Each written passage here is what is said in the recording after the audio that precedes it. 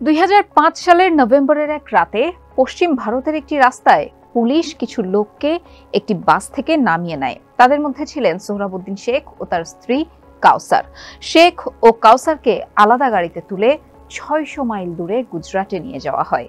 এই দম্পতি এরপর কখনোই আর একে অপরকে দেখতে পাননি। দ্য গার্ডিয়ান বলছে, শেখের বিরুদ্ধে কোনো অভিযোগ ছিল না। আইনানুগ কোনো ভিত্তি ছাড়াই গুজরাট পুলিশ তাদের ধরে নিয়ে যায়। দুদিন পরে শেখকে গুলি করে হত্যা করা হয়। এর 4 দিন পর হত্যা করা হয় কাউসারকেও। তার মরদেহ পুড়িয়ে নদীতে ফেলা হয় বলে অভিযোগ আছে। ভারতের কেন্দ্রীয় তদন্ত ব্যুরো সিবিআই এর তথ্য বলছে, তখন পুলিশ অফিসারদের সঙ্গে বেশ কয়েকবার ফোনে কথা হয়েছিল একজন সিনিয়র গুজরাটি রাজনীতিবিদের, যিনি তখন গুজরাটের স্বরাষ্ট্র মন্ত্রণালয়ের দায়িত্বে ছিলেন। তার নাম অমিত শাহ। 2010 সালে সিবিআই শাহর বিরুদ্ধে অপহরণ, চাঁদাবাজি এবং খুনের অভিযোগ আনে, কিন্তু 2014 সালে এসব অভিযোগ খারিজ করা হয়। বিচারক জানান, অভিযোগগুলো রাজনৈতিক উদ্দেশ্য প্রণোদিত। ততদিনে দিল্লিতে নতুন সরকার ক্ষমতায়, যার নেতৃত্বে নরেন্দ্র মোদী। অমিত শাহ ও মোদীর এই পথচলা 4 দশকেরও পুরনো। এখন অমিত শাহ শুধু গুজরাটের নয়, পুরো ভারতের স্বরাষ্ট্রমন্ত্রী। তিনি দেশের অভ্যন্তরীণ নীতি, গোয়েন্দা বিভাগ এবং পুলিশের সর্বোচ্চ ক্ষমতার অধিকারী। তিনি ভারতের দ্বিতীয় ক্ষমতাধর ব্যক্তি। বিজেপির হিন্দু জাতীয়তাবাদী মতাদর্শ অনুযায়ী গত 1 দশকে শাহ ভারতের রূপান্তরের মূল স্থপতি হয়ে উঠেছেন। যারা আজ সরকারের সমালোচনার জন্য সর্বত্র এক ভীতিকর পরিবেশ বিরাজ করছে, এবং অমিত শাহ সেই ভয়ের প্রতীক। তার গল্প ভারতীয় রাজনীতির বর্তমান চিত্রকে সবচেয়ে ভালোভাবে উপস্থাপন করে। অমিত শাহ ও নরেন্দ্র মোদী, তাদের রাজনৈতিক যাত্রা একসঙ্গে শুরু হয়েছিল এবং দেশের শীর্ষ পদেও তারা একসঙ্গে।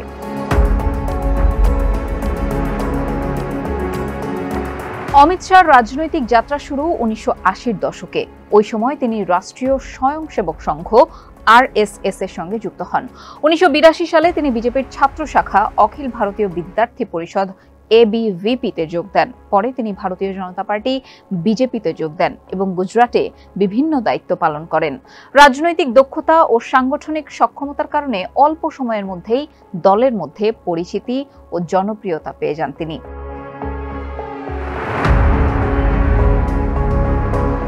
অমিত শাহ সবকিছুর খেয়াল রাখেন। তার হাতে রয়েছে বিশাল রাষ্ট্রীয় কাঠামো এবং একটি বিশাল কর্মী বাহিনী, যারা স্থানীয়, আঞ্চলিক এবং জাতীয় নির্বাচনের অবিরাম চক্রে তার নির্দেশের জন্য অপেক্ষা করে থাকেন। তিনি একজন দক্ষ রাজনীতিবিদ, সব সময় বিরোধীদের দুর্বল করতে, নতুন জোট গঠন করতে এবং অন্য দল থেকে প্রার্থী ভাগিয়ে আনতে প্রস্তুত থাকেন। তিনি গোপন কথা বা গুজবের ওপরও নজর রাখেন। গার্ডিয়ানের প্রতিবেদনে বলা হয়, গত বছর দিল্লির এক কর্পোরেট লবিস্ট একটি গল্প বলেছিলেন। মোদী সরকারের একজন মন্ত্রী এক ব্যবসায়ীর কাছ থেকে দলকে দেওয়া অনুদানের একটি ছোট্ট অংশ নিজের জন্য রেখে দিয়েছিলেন। তিনি ভেবেছিলেন এটা হয়তো কেউ জানবে না। পরে শাহর কাছে খবর পৌঁছায়, কারণ সেই ব্যবসায়ীর সঙ্গে শাহর দিল্লি বিমানবন্দরে দেখা হয় এবং তিনি পুরো হিসাবটা মেলান। শাহ তার মন্ত্রীকে নির্দেশ দেন বাকি অর্থ দলের তহবিলে জমা দিতে। ওই কর্পোরেট লবিস্ট বলেন, যদিও এই গল্পের সত্যতা যাচাই তখন করা সম্ভব হয়নি, তবে এটি ভারতীয়রা কিভাবে স্বরাষ্ট্রমন্ত্রীকে দেখে তার একটি প্রতিচ্ছবি। সেই লবিস্ট বলেছিলেন, শাহর চোখ যেন শাওরনের চোখের মতো, সবকিছু দেখেন। শাহর অন্যতম প্রধান ভূমিকা হলো প্রধানমন্ত্রী মোদীর ঢাল হয়ে থাকা। মোদী গত 10 বছরে ভারতে মাত্র একবার সংবাদ সম্মেলনে অংশ নিয়েছেন। 2019 সালের গ্রীষ্মে দিল্লির বিজেপি সদর দপ্তরে মোদী সহ বিজেপির শীর্ষ নেতারা একটি সংবাদ সম্মেলনে ছিলেন। মোদীর ঠিক পাশে ছিলেন তৎকালীন বিজেপি সভাপতি অমিত শাহ, যিনি মোদীর হয়ে সব প্রশ্নের উত্তর দেন। যখন এক সাংবাদিক মহাত্মা গান্ধীর হত্যাকারীর প্রশংসা করে বিজেপি নেতার বক্তব্য সম্পর্কে মোদীকে সরাসরি প্রশ্ন করেন, মোদী মজা করে শাহর দিকে নির্দেশ করে বলেন, আমরা তো শুধু অনুগত সৈনিক, আমাদের জন্য দলের সভাপতি সবকিছু। এরপর প্রায় আধা ঘন্টা শাহ কঠোর ভঙ্গিতে বিরোধী নেতাদের দোষারোপ করেন, সমালোচনায় ক্ষুব্ধ হন এবং সাংবাদিকদের তাদের তথ্য যাচাই করার কথা বলেন। ওই ঘটনা থেকে এই বার্তাটি স্পষ্ট ছিল যে মোদীকে সাংবাদিকদের প্রশ্ন নিয়ে চিন্তা করতে হবে না, সব একাই সামলাবেন শাহ। টিভি সাক্ষাৎকারগুলোতে শাহ অস্থিরভাবে বসেন এবং সংক্ষিপ্ত কঠোর সুরে কথা বলেন, যেন আগেই প্রস্তুত করা পয়েন্টগুলো চেক করছেন। নিউজ অ্যাঙ্কররা তাকে ধন্যবাদ জ্ঞাপন করেন এবং তার বক্তব্যের মাঝে বিরতি দেন না। এই নিয়ন্ত্রিত পরিস্থিতিতে শাহ সবসময় একটা দৃঢ় অবস্থানে থাকেন। গুজরাটের দিনগুলোর প্রভাব এবং সাংবাদিক, কর্মী ও সমালোচকদের বিরুদ্ধে ইসরায়েলি স্পাইওয়্যার ব্যবহারের কারণে শাহর ইমেজ জনসাধারণের মধ্যে একজন এমন ব্যক্তি হিসেবে প্রতিষ্ঠিত হয়েছে যিনি সবার গোপন তথ্য জানেন। ভারতীয় লেখক ও অধিকারকর্মী অরুন্ধতী রায় অমিত শাহ সম্পর্কে বলেন, মোদির একটা আকর্ষণ আছে যা হয়তো তার সবচেয়ে বিপজ্জনক বৈশিষ্ট্য। আর অমিত শাহ একক সুরে বাজানো একটি যন্ত্র, ভয়ের সুরই তার একমাত্র সুর। শাহর ব্যক্তিগত ওয়েবসাইটে একটি সেকশন আছে যার বাংলা অর্থ করলে দাঁড়ায় হালকা দিক, যেখানে তার রাজনৈতিক কার্টুনগুলো প্রকাশিত হয়। একটি কার্টুনে তাকে অর্থ মন্ত্রণালয়ের তদন্তকারী সংস্থাকে কুকুর হিসেবে দেখানো হয়েছে, যা শাহর নির্দেশে বিরোধী নেতার পিছনে ছুটছে। শাহকে দীর্ঘদিন ধরে চেনেন গুজরাটের এমন এক আইনজীবী বলেন, তিনি মানুষকে ভয় দেখাতে পছন্দ করেন এবং তিনি তার এই ইমেজ বেশ উপভোগও করেন। গার্ডিয়ান বলছে, প্রতিবেদনটি করতে গিয়ে অনেকেই নাম প্রকাশ না করার শর্তে কথা বলেছেন বা একেবারেই কথা বলতে অস্বীকার করেছেন। সুপ্রিম কোর্টের অবসরপ্রাপ্ত বিচারক, সাবেক কেন্দ্রীয় মন্ত্রী, এমনকি রাজনীতিবিদের সাংবাদিকরাও স্বরাষ্ট্রমন্ত্রীর বিষয়ে কিছুই বলতে চাননি। কয়েকজন যারা কথা বলেছেন তারা ফোনে কথা বলতে অনিচ্ছুক ছিলেন। ভারতের শীর্ষ আইনজীবীদের একজন জুমের মাধ্যমে সাক্ষাৎকারের প্রস্তাব শুনে হেসে উঠেছিলেন। হাসি থামানোর পর তিনি শুধু না শব্দটি বলেছিলেন, অর্থাৎ অস্বীকার করেছিলেন। অরুন্ধতী রায় বলেন, একজনকে খুব চিন্তা ভাবনা করে অমিত শাহ সম্পর্কে কথা বলতে হয়। যে কথাগুলো বলার যোগ্য তা বলা বা প্রকাশ করা সত্যিই সম্ভব নয়। শাহর নিজ দলের একজন সিনিয়র সদস্যের সাথে একটি বৈঠকের মাঝপথে আমি আবারও সেই কথাটিই শুনলাম, অমিত শাহ সম্পর্কে কিছুই বলা সম্ভব না। অ্যামনেস্টি ইন্টারন্যাশনালের সাবেক ভারতীয় প্রধান আকসর প্যাটেল 2 দশক আগে গুজরাটের শাহকে প্রথম দেখার স্মৃতিচারণা করে বলেন, তিনি একজন কঠিন মানুষ। তখন থেকেই শাহর মধ্যে একটা কঠোরতা ছিল। মাঝবয়সী শাহ ছিলেন স্থূলকায়, ঢিলেঢালা পোশাক পরা, বিশৃঙ্খল দাড়ি এবং চালাক চোখের অধিকারী। এখন 59 বছর বয়সে দাড়ি ছাটা, তার পোশাকগুলো সজ্জিত এবং চোখের নাকের ওপর চশমার আড়ালে তার কঠিন এবং অস্থির দৃষ্টি স্থির।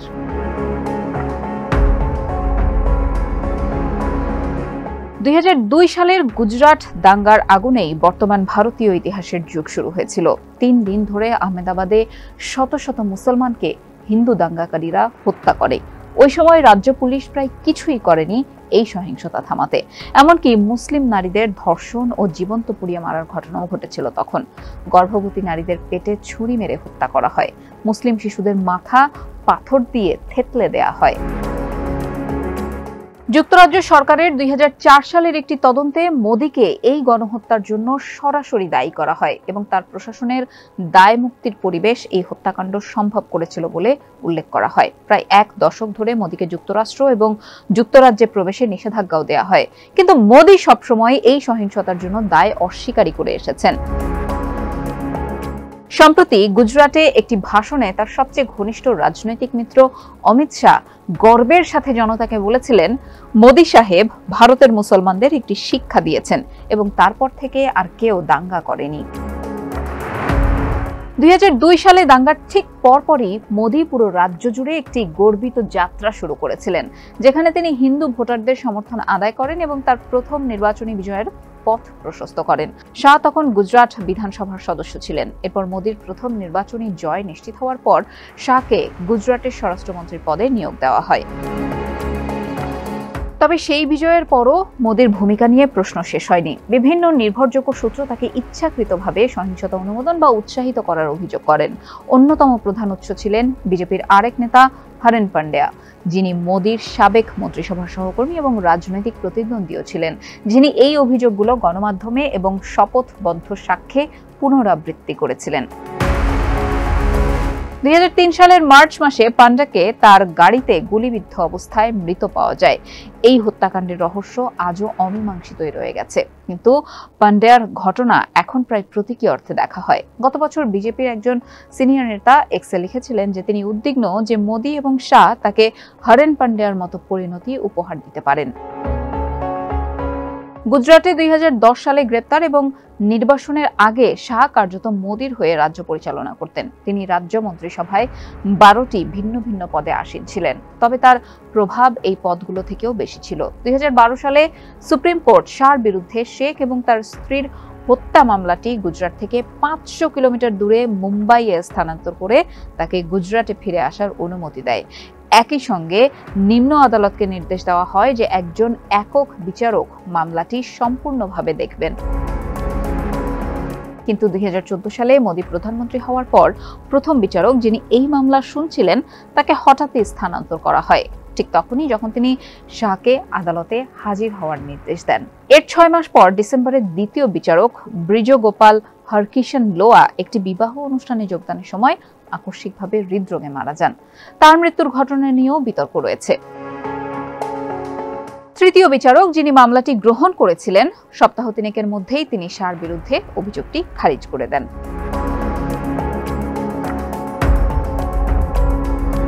2014 সালে নরেন্দ্র মোদী অমিত শাহকে বিজেপির সভাপতি হিসেবে নিয়োগ দেন। সেই সময় পর্যন্ত শাহ হত্যার অভিযোগে অভিযুক্ত ছিলেন, কিন্তু দলের সবাই তাকে অনুগতভাবে সমর্থন করেছিল। তিনি তাদের সেই আস্থার প্রতিদানও দেন। পরবর্তী 5 বছরে শাহর নেতৃত্বে দলের সদস্য সংখ্যা 3.5 কোটি থেকে প্রায় 6 গুণ বেড়ে 18 কোটি হয়। 2018 সালের মধ্যে শাহর কৌশলের কারণে বিজেপি ভারতের 28টি রাজ্যের মধ্যে 21টি রাজ্য নির্বাচনে জেতে। অমিত শাহ যে একজন দক্ষ রাজনৈতিক সংগঠক কেউই অস্বীকার করে না। যারা তার সাথে কাজ করেছেন তারা বলছেন যে তিনি একজন সূক্ষ্ম মনোযোগী ম্যানেজার। তিনি বিজেপির বিশাল কর্মী বাহিনীকে স্থানীয় ভোট কেন্দ্রের চারপাশে সংগঠিত করতে সক্ষম হয়েছিলেন, যা ভারতের বিশাল নির্বাচনী ব্যবস্থার সবচেয়ে ছোট একক। ভারতে প্রায় 10 লাখ ভোট কেন্দ্র রয়েছে। প্রতিটি কেন্দ্রে যেখানে বিজেপি প্রতিদ্বন্দ্বিতা করে সেখানে একটি ছোট দল সম্ভাব্য বিজেপি ভোটারদের চিহ্নিত করে এবং তাদের ভোট দিতে আসা নিশ্চিত করে। এই দলগুলো সুপারভাইজারকে রিপোর্ট করে, যে যারা আবার আঞ্চলিক সুপারভাইজারকে রিপোর্ট করে এবং তারা শাহকে যেয়ে রিপোর্ট করে। শাহ সেখান থেকে দলের কৌশল তৈরি করেন। দিল্লির এক সাংবাদিক বলেন, তিনি দলের কর্মীদের জন্য অক্লান্ত সংগঠক। তিনি রাতে অনেক দেরি পর্যন্ত পার্টি অফিসে থাকেন, নিশ্চিত করেন যে সবাই কাজ করছে, সবাই খেয়েছে, তার ফোন সবসময় বাজছে। তিনি বিভিন্ন জায়গা থেকে আপডেট পাচ্ছেন, হাসছেন, রসিকতা করছেন, হাত নাড়ছেন। শাহর ক্ষমতা নিয়ে কারো কোনো সন্দেহ নেই। মোদির প্রথম মেয়াদে শাহ বিজেপি সভাপতি থাকলেও আনুষ্ঠানিকভাবে সরকারের অংশ ছিলেন না। কিন্তু দিল্লির একজন কর্পোরেট লবিস্ট বলেন, তিনি মন্ত্রিসভার মন্ত্রীদের শাহর ফোনে চেয়ার থেকে লাফ দিয়ে উঠে দাঁড়াতে দেখেছেন। অমিত শাহ মোদির মতো নিজের জীবন নিয়ে প্রচুর গল্প তৈরি করেন না। শাহ তার জীবনের চারপাশে একটি গোপনীয়তার আবরণ তৈরি করে রেখেছেন, যার কারণে তার জীবনী সম্পর্কে সামান্য তথ্য পাওয়াও কঠিন।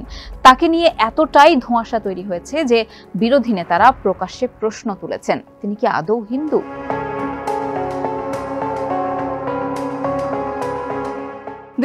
সালে নরেন্দ্র মোদীর নেতৃত্বে দ্বিতীয়বারের মতো বিজেপি সরকার ক্ষমতায় আসার পর অমিত শাহকে কেন্দ্রীয় স্বরাষ্ট্রমন্ত্রী হিসেবে নিযুক্ত করা হয়। এই পদে তিনি বেশ কয়েকটি বড় মাপের ঐতিহাসিক সিদ্ধান্ত নেন। তার নেতৃত্বের সময়ই জম্মু ও কাশ্মীরের বিশেষ মর্যাদা আর্টিকেল 370, যেটাকে আমরা আর্টিকেল 370 বলে জানি, সেটা বাতিল করা হয়, যা ভারতের রাজনৈতিক ইতিহাসে অন্যতম বড় একটি পদক্ষেপ হিসেবে বিবেচিত হয়। কাশ্মীরের পুনর্গঠন এবং লাদাখকে আলাদা কেন্দ্রশাসিত অঞ্চলে রূপান্তর করার সিদ্ধান্তও তার মন্ত্রিত্বের অধীনেই নেওয়া হয়। এছাড়া নাগরিকত্ব সংশোধন আইন সিএএ 2019 সালের আরেকটি বিতর্কিত সিদ্ধান্ত, যা অমিত শাহর নেতৃত্বে গৃহীত হয়। এই আইনের মাধ্যমে প্রতিবেশী দেশগুলোর অমুসলিম শরণার্থীদের ভারতের নাগরিকত্ব দেওয়ার বিধান রাখা হয়েছে। এই সিদ্ধান্তের ফলে দেশের বিভিন্ন স্থানে আন্দোলন এবং প্রতিবাদ দেখা দিলেও শাহ আইনটির প্রয়োজনীয়তা ও বৈধতা নিয়ে দৃঢ় অবস্থান নেন।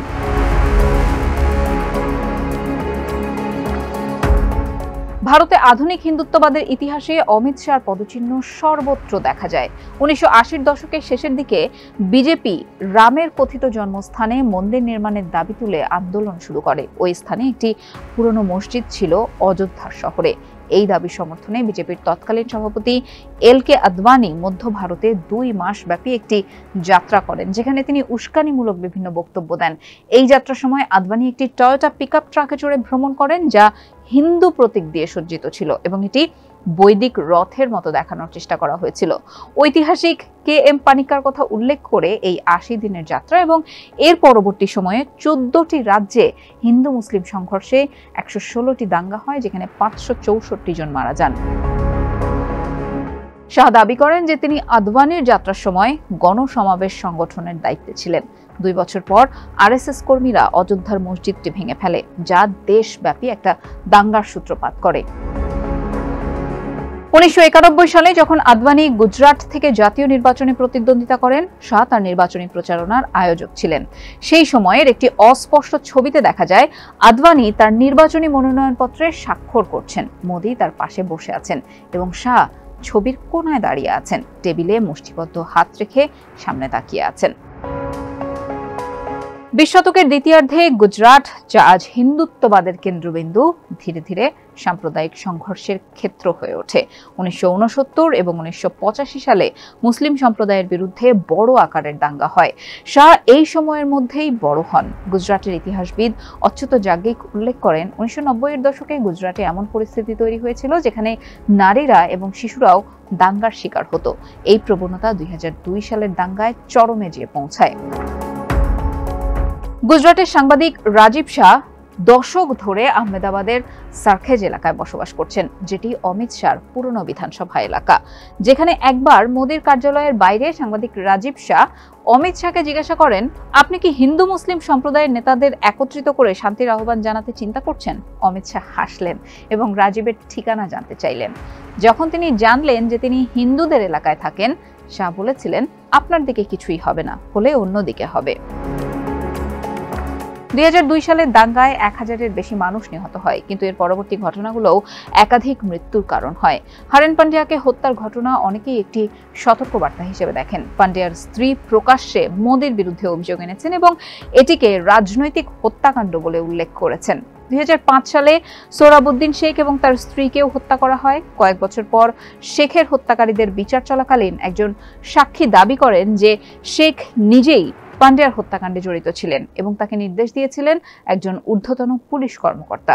২০০৬ সালে শেখের একজন সহযোগী তুলসীরাম প্রজাপতি, যিনি পুলিশ হেফাজতে ছিলেন, তিনিও নিহত হন। প্রজাপতিই ছিলেন শেখের অপহরণের একমাত্র জীবিত সাক্ষী। এই মৃত্যুগুলোর সঠিক পরিস্থিতি ও প্রেক্ষাপট অস্পষ্ট, তবে এটি বলা যায় যে এগুলো ২০০২ সালের দাঙ্গার সাথে সম্পর্কিত। পান্ডিয়া মোদির দাঙ্গায় ভূমিকা সম্পর্কে প্রকাশ্যে বলেছিলেন, শেখ এবং প্রজাপতিকে সন্দেহ করা হয়েছিল পান্ডিয়াকে হত্যা করতে এবং বিচারক ব্রিজগোপাল লোয়া ছিলেন সেই বিচারক যিনি এই হত্যাকাণ্ডের মামলাগুলো শুনছিলেন। সরকার যেভাবে এই বিষয়গুলো গোপন রাখার চেষ্টা করেছে, তাতে সন্দেহ আরো গভীর হয়েছে।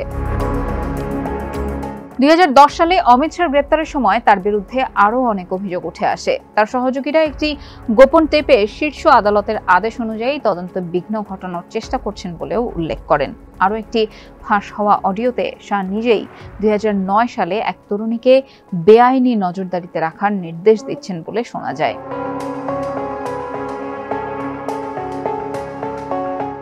ভারতে গণমাধ্যমের স্বাধীনতার উপর যেভাবে মোদি ও অমিত শাহর নেতৃত্বে দমন নীতি চালানো হয়েছে, তা আগে কখনোই দেখা যায়নি। ইন্দিরা গান্ধীর সময়ে ১৯৭৫ থেকে ৭৭ সালের জরুরি অবস্থায় গণমাধ্যমের স্বাধীনতা সরাসরি স্থগিত বলেও এবার এই দমন নীতি অত্যন্ত সূক্ষ্ম চাপ ও সুনির্দিষ্ট হুমকির মাধ্যমে কার্যকর করা হয়েছে। গার্ডিয়ানের প্রতিবেদক বলেন, ২০১৭ সালে তিনি যখন যে পত্রিকায় কাজ করতেন, সেই ক্যারাভেন ম্যাগাজিনে বিচারপতি ব্রিজগোপাল লোয়ার পরিবারের বিস্ফোরক সাক্ষ্য প্রকাশিত হয়েছিল। লোয়া ছিলেন সেই বিচারক যিনি অমিত শাহর মামলার বিচার করছিলেন এবং রহস্যজনকভাবে মৃত্যুবরণ করেছিলেন। তার পরিবার অভিযোগ করছিল যে লোয়ার মৃতদেহ সরাসরি তাদের কাছে হস্তান্তর করা হয়নি। তারা জানায় যে বিচারক নাকি হৃদরোগে আক্রান্ত হয়ে মারা গেছেন, অথচ তার পোশাকটি ছিল রক্তে ভেজা। তারা আরও দাবি করেন যে লোয়ার মৃত্যুর আগে শীর্ষস্থানীয় বিচারকরা তাকে শাহকে খালাস দেওয়ার জন্য চাপ দিচ্ছিলেন এবং বিশাল ঘুষের প্রতিশ্রুতিও দিচ্ছিলেন। শুরুতে কোনো টিভি চ্যানেল বা পত্রিকা এই খবরটি তুলে ধরেনি। অবশেষে এক সপ্তাহ পর ইন্ডিয়ান এক্সপ্রেস একটি প্রতিবেদন প্রকাশ করে, যেখানে মুম্বাই হাইকোর্টের ২ বিচারক পরিবারের দাবিগুলোকে উড়িয়ে দেওয়া হয়। লোয়ার পরিবারের অভিযোগগুলোর একটি তুলনামূলক ছোট্ট অংশ ছিল যে বিচারককে যেই হাসপাতালে নেওয়া হয়েছিল সেটি ছিল এক অপ্রকাশিত স্থান, যেখানে এমনকি ইসিজি মেশিনটাও কাজ করছিল না। ইন্ডিয়ান এক্সপ্রেস তাদের প্রথম পাতায় একটি ইসিজি রিপোর্ট প্রকাশ করে, যা বিচারকের মৃত্যুর ঠিক আগে করা হয়েছে বলে দাবি করা হয়, যা প্রমাণ করে যে পরিবারটি মিথ্যা বলছিল। তবে সামাজিক যোগাযোগ মাধ্যম ব্যবহারকারীরা দ্রুত লক্ষ্য করেন যে ইসিজি রিপোর্টের তারিখ লোয়ার মৃত্যুর তারিখের সঙ্গে মিলছে না। পত্রিকাটি এই ত্রুটির জন্য সংশোধনীও প্রকাশ করে, তবে প্রতিবেদনটি কোনো অতিরিক্ত ব্যাখ্যা বা অনুসন্ধান ছাড়াই ছিল। পরে এক প্রকাশ্য অনুষ্ঠানে লোয়ার মৃত্যুর বিষয়ে শাহকে জিজ্ঞাসা করা হলে তিনি বলেন, মানুষকে ইন্ডিয়ান এক্সপ্রেস পড়া উচিত, ক্যারাভান নয়। শাহ তার লাগানো বীজের ফল ভোগ করছিলেন। মোদির প্রথম মেয়াদে যখনই সরকার বিরোধী কোনো সংবাদ প্রকাশ পেত, শাহ নিজেই সংবাদ মাধ্যমের মালিকদের ফোন করে হুঁশিয়ারি দিতেন। ভারতের সংবাদ মাধ্যমের মালিকরা প্রায়ই বড় ব্যবসায়ী, যাদের অন্য আরও লাভজনক ব্যবসা রয়েছে, যা তারা সরকারের সাহায্য ছাড়া পরিচালনা করতে পারে না। গার্ডিয়ানের প্রতিবেদনে বলা হয়, সাংবাদিকতার নীতিমালা সাধারণত মিডিয়া সেমিনারে ভাষণের জন্য সংরক্ষিত থাকে, নিউজ রুমে নয়। টেলিভিশন সংবাদ মোদির প্রতিটি পদক্ষেপকে মহিমান্বিত করে তোলে, আর যেসব সংবাদপত্রের সম্পাদক মোদি ও শাহকে বিরক্ত করতেন, তাদের চাকরিচ্যুত করা হতো। ভারতের সুপ্রিম কোর্টও সংবিধান রক্ষার ক্ষেত্রে আশানুরূপ ভূমিকা পালন করেনি। 2018 সালে কয়েকজন আবেদনকারী সুপ্রিম কোর্টের কাছে বিচারপতি লোয়ার মৃত্যুর তদন্তের দাবি জানান, তবে আদালত সেই আবেদন নাকচ করে দেয়। এই রায়টি দেন ভারতের বর্তমান প্রধান বিচারপতি DY চন্দ্রচূড়। দিল্লি হাইকোর্টের এক অবসরপ্রাপ্ত বিচারক এই রায়টিকে সম্পূর্ণ ভুল এবং আইনি দৃষ্টিকোণ থেকে ত্রুটিপূর্ণ বলে অভিহিত করেন। হার্ভার্ড ল স্কুল থেকে স্নাতক DY চন্দ্রচূড়, যিনি সম্প্রতি একই প্রতিষ্ঠান থেকে গ্লোবাল লিডারশিপের জন্য একটি পুরস্কারও জিতেছেন, তিনি লোয়ার মৃত্যুর রাতে তার সঙ্গে থাকা 4 জন বিচারকের লিখিত বিবৃতির উপর নির্ভর করেন। তারা সবাই বলেছিলেন যে কিছুই সন্দেহজনক ঘটেনি, যদিও তাদের নিজেদের বক্তব্যের মধ্যেই অসঙ্গতি ছিল।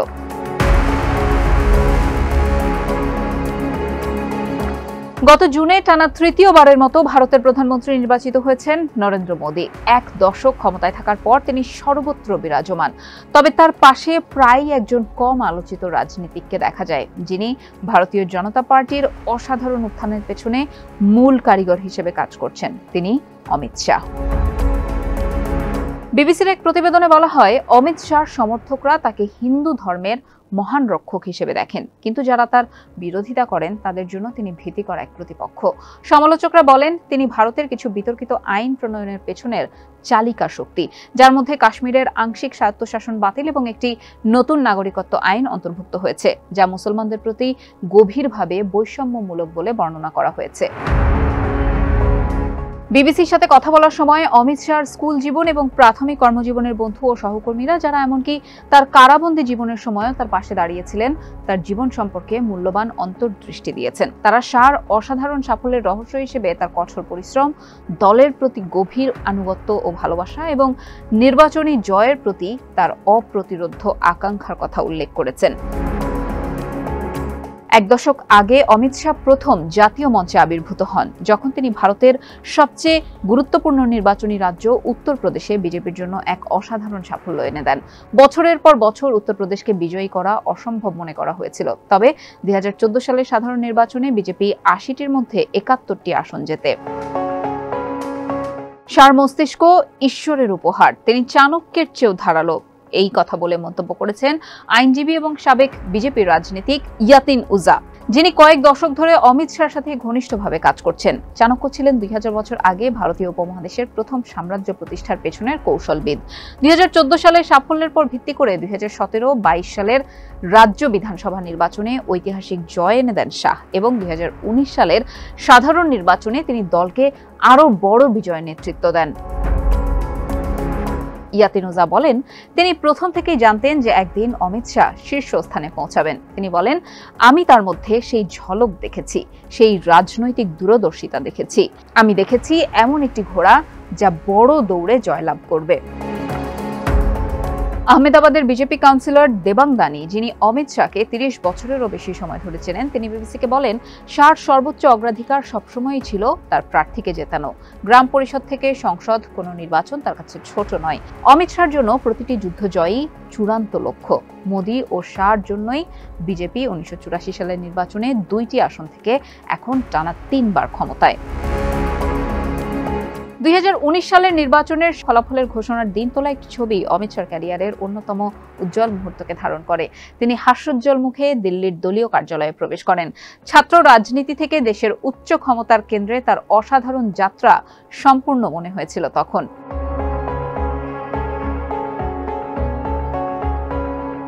শাহ 1964 সালে একটি অর্থনৈতিকভাবে সমৃদ্ধ উচ্চ বর্ণের গুজরাটি পরিবারে জন্মগ্রহণ করেন। তার প্রপিতামহ আহমেদাবাদ থেকে 1 ঘন্টার দূরত্বে মানসা নামক স্থানের একটি ছোট রাজকীয় রাষ্ট্রের নগর শেঠ ছিলেন। শাহর শৈশব কেটেছে একটি হাভেলিতে, যা ছিল তাদের পারিবারিক প্রাসাদ।